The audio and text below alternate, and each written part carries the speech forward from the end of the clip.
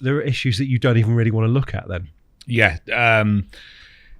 I'd say it's around between sort of issue 90 to 120. They were just awful issues. Right. Like the quality of them, we were driven by advertising dictating the content. It was just everything about it. It was in a vicious inner sort of circle, and everything was going wrong. Really, mag sales weren't great. Yeah, it wasn't a particularly good time. What is interesting about that time is though that you'd been very bold and launched into the kind of the technical market, I don't know what you called it, but with Maximum Carp. Yeah.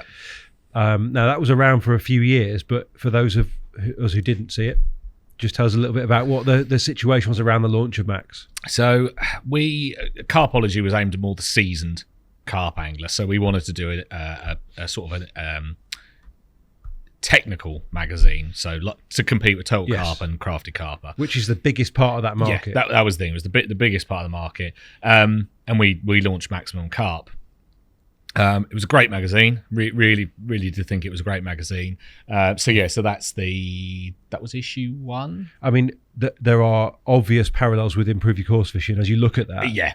Even down to the strap at the bottom there. You know, like it's very, that kind of impact cover shot.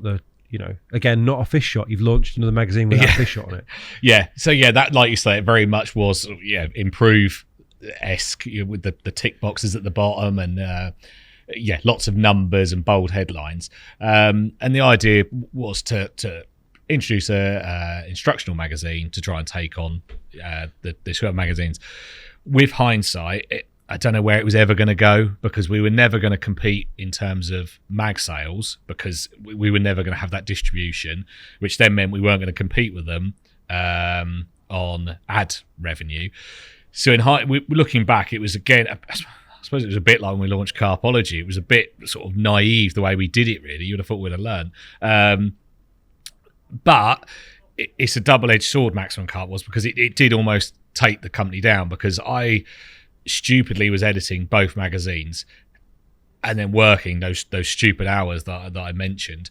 And both titles suffered for it, because I was cutting corners, because you're just doing, you're literally got a deadline every 2 weeks.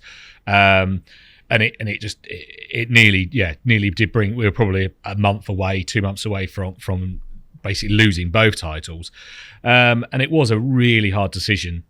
Even though it was pulling the company down, for me it was a really hard decision. For Rob, he just called it like a gammy limb and said to cut it off. Where I remember like going to see my dad and I was in tears about it, and I can't believe it. It's just not worked, and I can't see how it's going to work.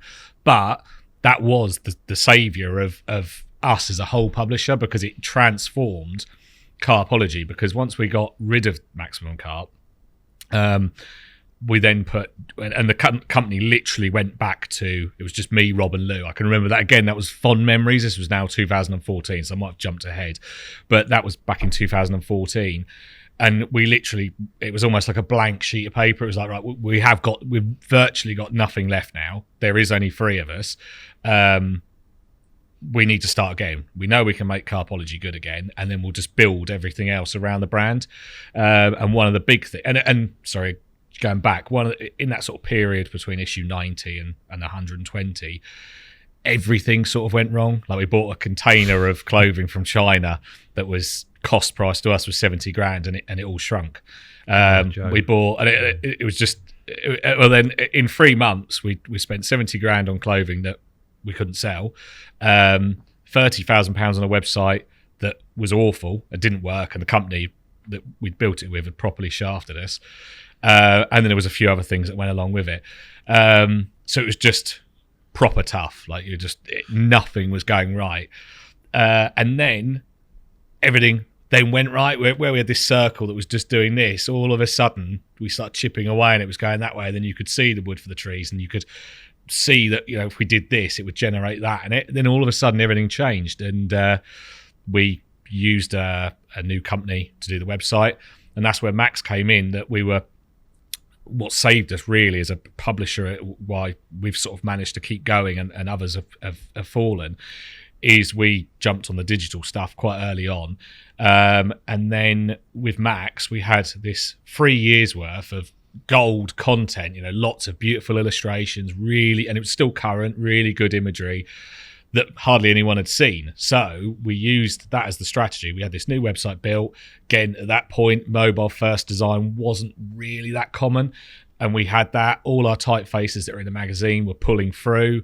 The same fonts were pulling through onto the website. It was beautifully laid out. So it was design led with the articles. So we had that, and then we had this content that we could upload to it and then share on social. And we went from, I think the figure was about 1,800 uniques a month. Within a year, we're at 100,000.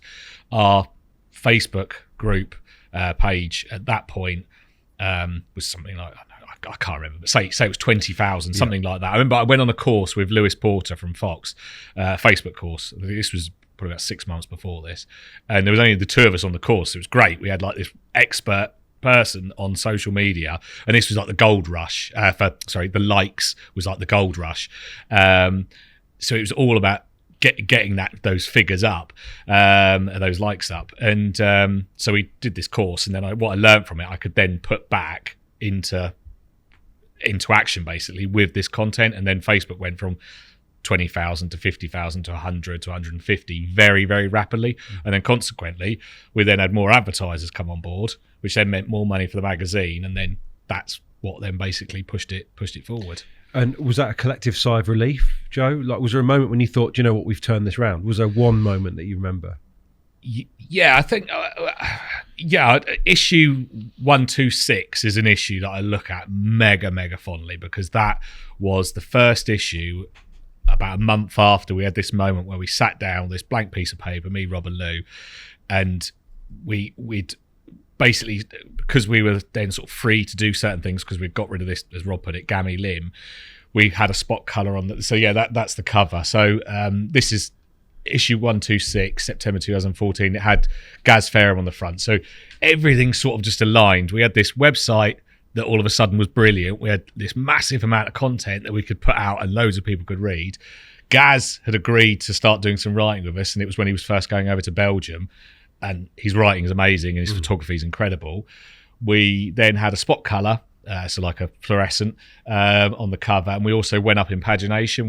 We'd always been 132, apart from issue 100 where we went up to 164, I think, and then this issue, September, we went to 148, and then the issues after we then went up to 164, and then into the 200s, and then the following issue Terry agreed to do our rotary letter, and the issue after that he did a 7-part diary series.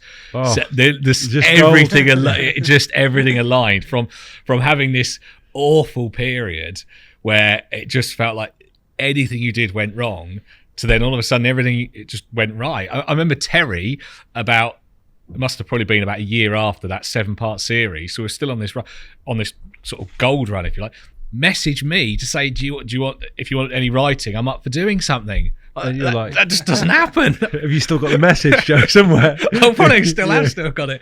But I just couldn't believe it. I was like, this is incredible. Yeah. What did you ask him to do? That's when he did, we called it was quite lengthy, the Terry Hearn, the Terry Hearn rotary letter extension. So it was basically our rotary letter, and he was answering himself the questions that the other contributors were posing. And that proved popular.